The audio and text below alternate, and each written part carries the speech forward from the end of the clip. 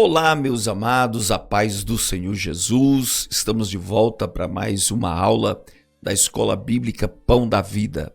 E nós estamos iniciando o nosso terceiro trimestre. É uma revista nova e a nossa revista desse trimestre está fascinante. O tema é Atos dos Apóstolos, origem, organização e expansão da igreja primitiva. Nessa revista, você vai aprender como a igreja se organizou, como a igreja se originou, se organizou e como ela alcançou a expansão no primeiro século de história. Muito empolgante, está tudo descrito no livro de Atos dos Apóstolos. Por isso eu quero lhe convidar para nós começarmos o nosso estudo na nossa primeira lição. Aí está a origem da igreja. O texto áureo é: e sobre esta pedra edificarei a minha igreja, e as portas do inferno não prevalecerão contra ela. A verdade prática, a lição espiritual que tiramos é: a igreja é o projeto de Deus que se realiza pela habitação do Espírito Santo. Eu creio que você já leu todas as leituras diárias. A nossa leitura bíblica em classe está em Atos 2, versículo 1 a 4. Você pode ler com muita calma depois. E a nossa introdução diz o seguinte: nesta lição nós iremos estudar uma introdução ao livro de Atos dos Apóstolos e as características da origem da igreja de Jesus. Entenderemos como a igreja começou e saberemos a sua natureza e missão. O livro de Atos dos Apóstolos é o único livro essencialmente histórico da igreja, no Novo Testamento. Estudando o livro de Atos, você sabe como a igreja iniciou, você sabe como a igreja se estendeu até os nossos dias. Nessa lição, nós vamos primeiro começar estudando quem escreveu o livro de Atos dos Apóstolos e quem foi o seu destinatário. Vamos estudar algumas provas acerca de quem é o autor humano do livro de Atos dos Apóstolos. Quem escreveu o livro de Atos dos Apóstolos? A autoria mais aceita e revestida de provas é a autoria de Lucas. Aqui está, o autor é Lucas.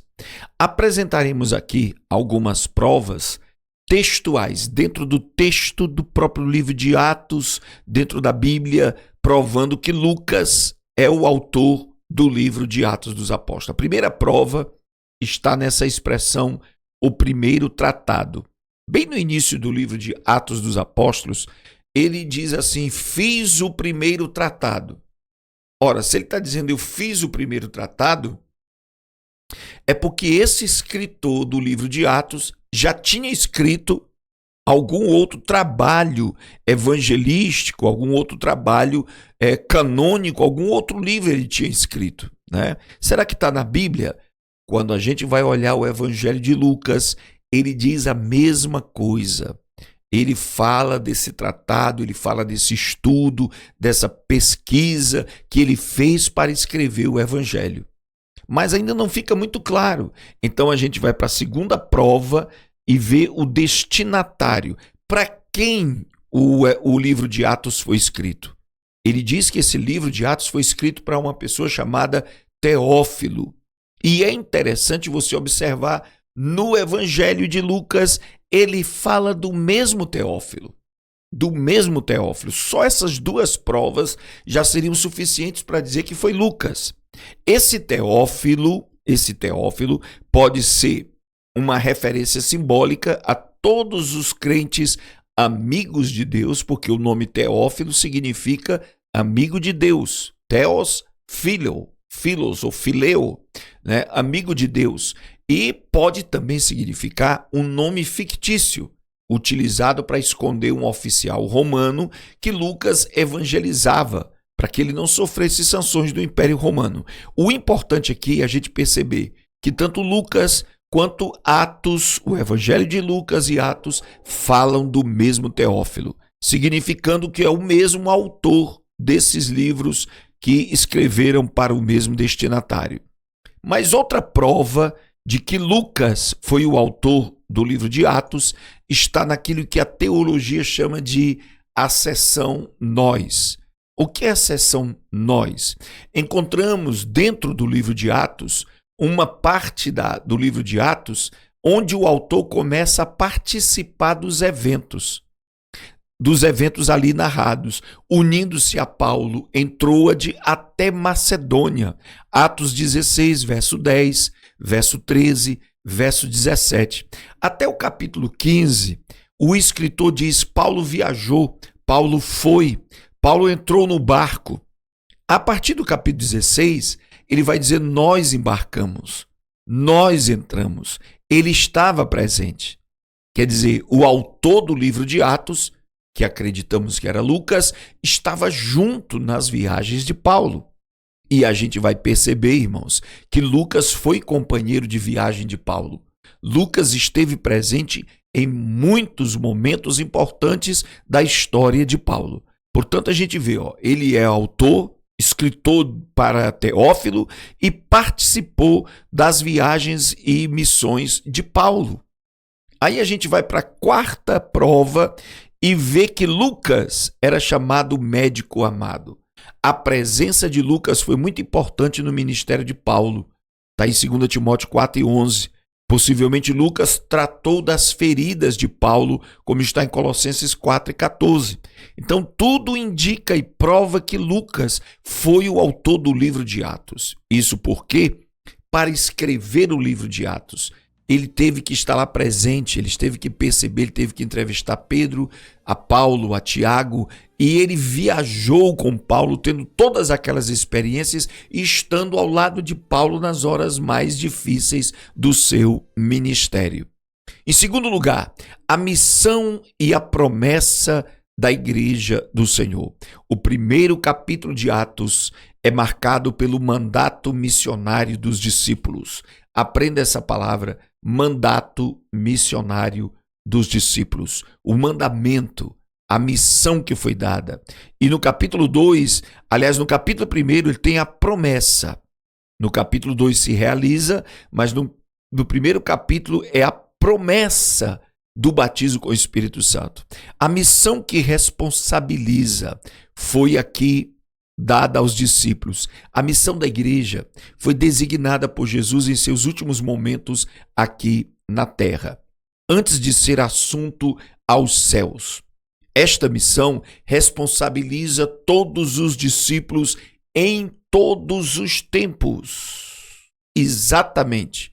A missão dada no monte em Betânia, em Mateus capítulo 28, e em Atos capítulo 1, versículo 8 em diante, é uma missão que não ficava restrita só aos 12, só aos discípulos de Betânia, mas a todos aqueles que se fazem discípulos de Jesus receberam esta missão.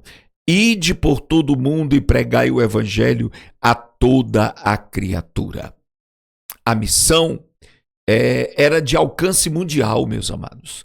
A missão era de alcance mundial. O livro de Atos também demonstra que a missão da igreja não se restringia apenas à Judéia, muito menos só a Jerusalém, mas alcançava os confins da terra. Sereis minhas testemunhas, tanto em Jerusalém como em toda a Judéia, Samaria, até aos confins da terra. A missão é abrangente, a missão é gigantesca.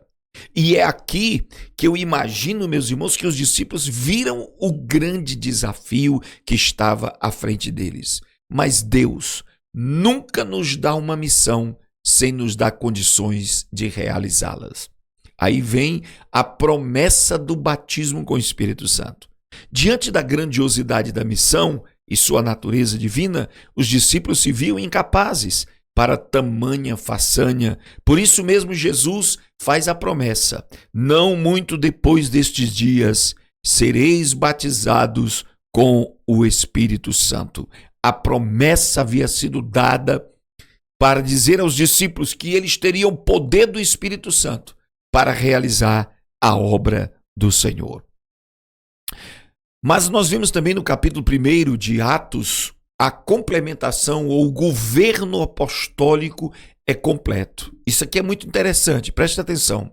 Os apóstolos viram a necessidade de completar, fechar o grupo dos 12. O governo da igreja para que o derramamento do Espírito Santo viesse sobre eles. Aprendemos aqui uma lição, que a igreja deve buscar estabelecer o governo da parte de Deus para então receber a autoridade do Espírito Santo. Igrejas mal governadas não recebem o derramamento do Espírito Santo.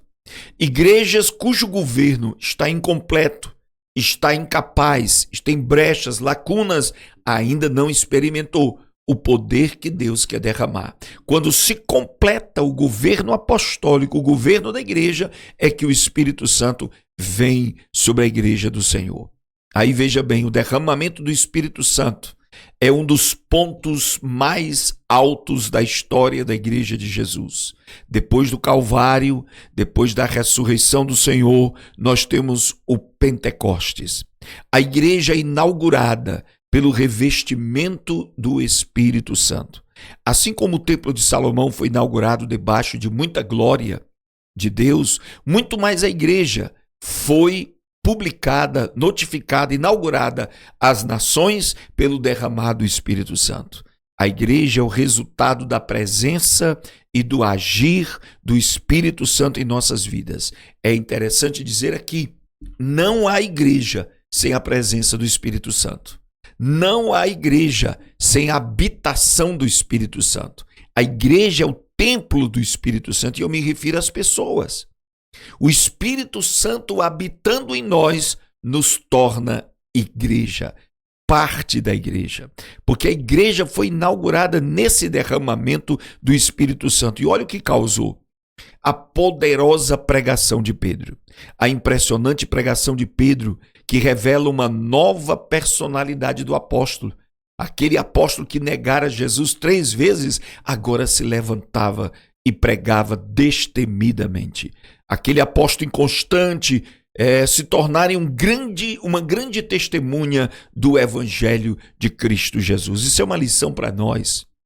Quando recebemos o revestimento de poder, nós deixamos a timidez, o medo, a covardia, as negações, quando queremos nos esconder e fugir da responsabilidade. Pelo contrário, quando o Espírito Santo nos reveste, nós assumimos ousadia, tomamos autoridade para fazer a obra do Senhor conforme lhe agrada.